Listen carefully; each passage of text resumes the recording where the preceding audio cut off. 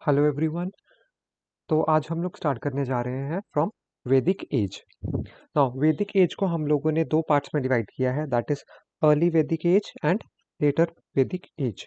Early Vedic age का जो time period है that is from 1500 to 1100 BCE, और लेटर वैदिक एज का जो पीरियड है that is from 1100 to 600 BCE. मतलब टोटल अगर हम लोग टाइम लाइन देखें वैदिक एज की, तो it is from 1500 BCE to 600 BCE. Now Vedic age को हम लोग आयरन एज भी बोलते हैं, बिकॉज इस टाइम पीरियड में हमें आयरन का एक्सटेंसिव यूज देखने को मिलता है। So Vedic age is also known as iron age. Now we come to the sources of Vedic age. So sources of Vedic age क्या है? एक सोर्स है हमारे पास which are the Vedas. Now each Veda has 4 parts. इसके एक वेदा के 4 parts हैं। The first one is Samhita, second is Brahmin, third is Aranyak and fourth is Upanishad. तो हर एक वेद के ऐसे 4 पार्ट्स होते हैं। Now the sources of Vedic age में हमारे पास 4 वेद हैं, Rigveda, Samaveda, Yajurveda and Atharvaveda.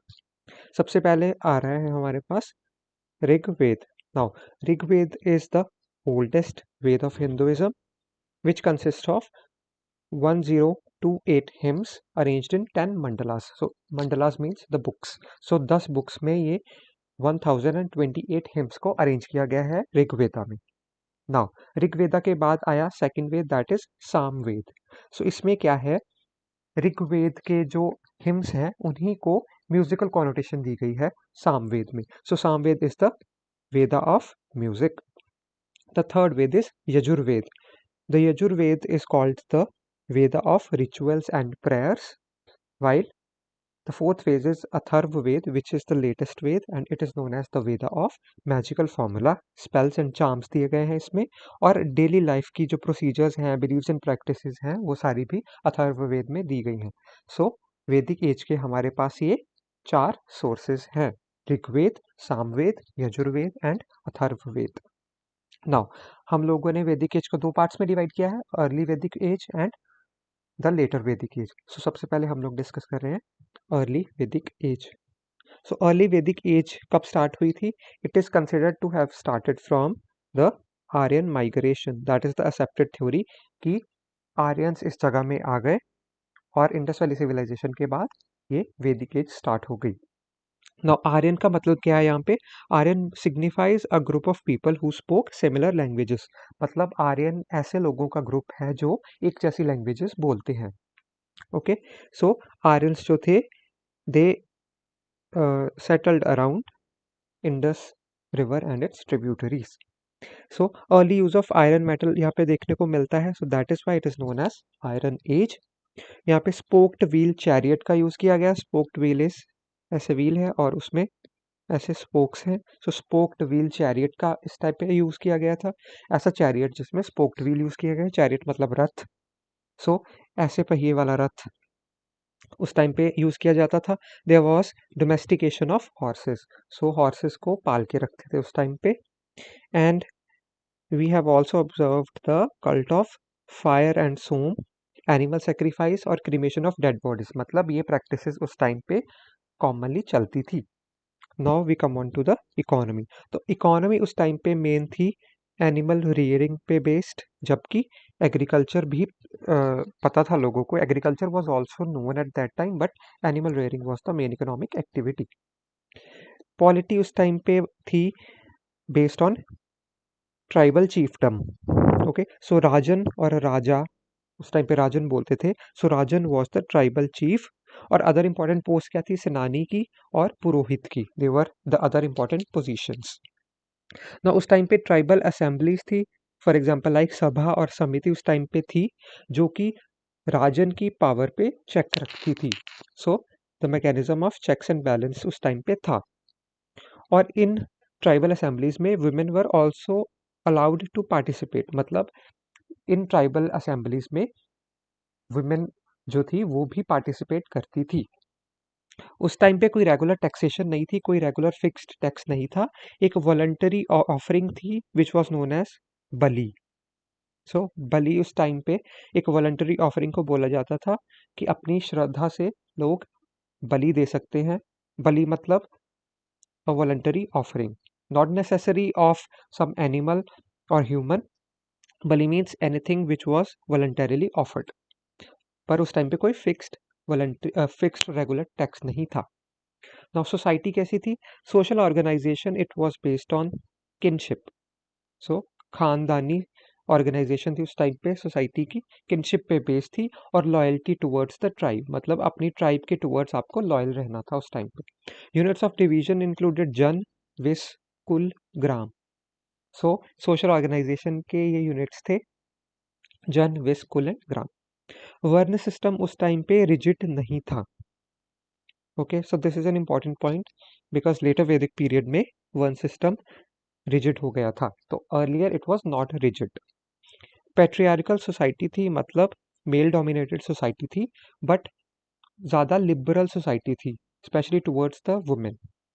For example हमने अभी पढ़ा यहाँ पे कि women were included in these assemblies. Widow remarriage उस टाइम पे अलाउड थी। So it was a kind of more liberal society, specially in respect to women. और उस टाइम पे नेचर वर्शिप की जाती थी। फॉर एग्जाम्पल इंद्र की वर्शिप, वरुण, अग्नि, सोम और goddesses like Usha, Saraswati, Aditi etcetera they have also been mentioned.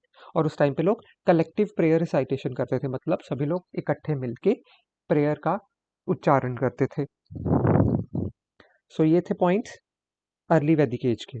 और उसके बाद आ गई letter Vedic age. Now later Vedic age में अर्ली वैदिक एज के मुकाबले काफ़ी सारे चेंजेस आए। फॉर एग्जांपल हमने अर्ली में पढ़ा था कि जो आर्यंस थे वो इंडस और उसकी ट्रिब्यूटरीज के आसपास सेटल होना शुरू कर गए थे। अब क्या हुआ कि लेटर वैदिक एज में they expanded towards the Ganga Yamuna Doab. तो इंडस से वो लोग अब गंगा यमुना दोआब की तरफ एक्सपेंड करना शुरू कर गए। So initial beginning of the town life की फेंट बिगिनिंग अभी उस टाइम पे स्टार्ट हो गई थी। फॉर एग्जांपल हस्तिनापुर था वहाँ पे, Mathura, Ayodhya, so these were the towns, early towns. और शाम अयास that is the iron was extensively used, ये हमने पढ़ा है, इसीलिए Vedic age is known as iron age. Now we come to the economy part.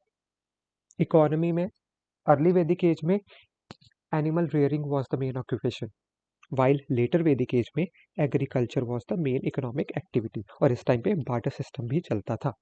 Barter system मतलब लेन देन का सिस्टम, जिसमें एक दूसरे को चीज़ देते थे, आदान प्रदान करते थे। किसी को एक चीज़ चाहिए, दूसरे को कुछ चाहिए, तो वो आपस में चीज़ों का एक्सचेंज करके ऐसे अपनी नीड्स को सेटिस्फाई करते थे। Now the polity part. Polity क्या थी उस टाइम पे? टेरिटोरियल ट्राइबल अथॉरिटी थी, जहाँ पे राजन जो था वो ज़्यादा पावरफुल बन गया था। सो पहले क्या थी कि ये जो ट्राइबल असेंबलीज थी ये राजन की पावर पे चेक करती थी, बट लेटर वैदिक एज में क्या हुआ कि ट्राइबल असेंबलीज जो थी वो खुद कंट्रोल की जा रही थी by Brahmans and Kshatriyas were the rajan. तो Brahmans and Kshatriyas they use to control the tribal assemblies, तो इसलिए राजन की पावर जो थी उस टाइम पे बढ़ गई थी। बलि अर्ली वैदिक एज में it was voluntary, but now in later Vedic age बलि बिकेम ऑब्लिगेटरी, मतलब ये एक टैक्स बन गया जो आपको देना ही पड़ेगा। And sacrifices for marking the territory, उस टाइम पे सेक्रीफाइसेस किए जाते थे राजन की तरफ से to mark his territory. For example Ashvamedha, Rajasuya, वाजपेय, तो ये सेक्रीफाइसेस थे। अश्वमेध में क्या था कि एक रॉयल हॉर्स को छोड़ दिया जाता था चरने के लिए, तो जहां जहां तक वो जाता था उसके लिमिट को मार्क करके वो एक राजा की टेरिटरी बन जाती थी। राजसूय में क्या था कि कोरोनेशन होती थी for conferring the supreme power on the king. और वाजपेयी में there was a chariot race, एक चैरियट रेस होती थी जिसमें एक रॉयल चैरियट होता था जिसपे राजन होता था और अपने किन्समैन जो किंग के किन्समैन थे उनके साथ एक रेस होती थी जिसमें ऑब्वियसली राजा ही जीतता था। तो इस तरह से वो अपनी टेरिटरी को मार्क करता था। Now the society part. Society में क्या हुआ कि फोर आश्रम्स का कॉन्सेप्ट जो था वो चल गया, जिसमें आ गए ब्रह्मचर्य, गृहस्थ, वानप्रस्थ एंड संन्यास आश्रम। तो ये 4 आश्रम हर इंसान को फॉलो करने पड़ते थे। Varna system became rigid. Early में it was not rigid, now it is rigid, जहाँ पे status of Shudras deteriorated and so was the position of women in the society. मतलब उनको अब उपनयन और गायत्री मंत्र रिसाइटेशन नहीं करनी दी जाती थी, और ट्राइबल असेंबलीज में अब वो लोग पार्टिसिपेट भी नहीं कर सकते थे। तो शूद्रास की कंडीशन भी डिटीरियोरेट हुई और साथ में विमेन की कंडीशन भी सोसाइटी में डिटीरियोरेट होती गई, बिकॉज अब जो लिबर्टीज थी विमेन को, जो थोड़ी फ्रीडम थी, वो कम हो गई थी।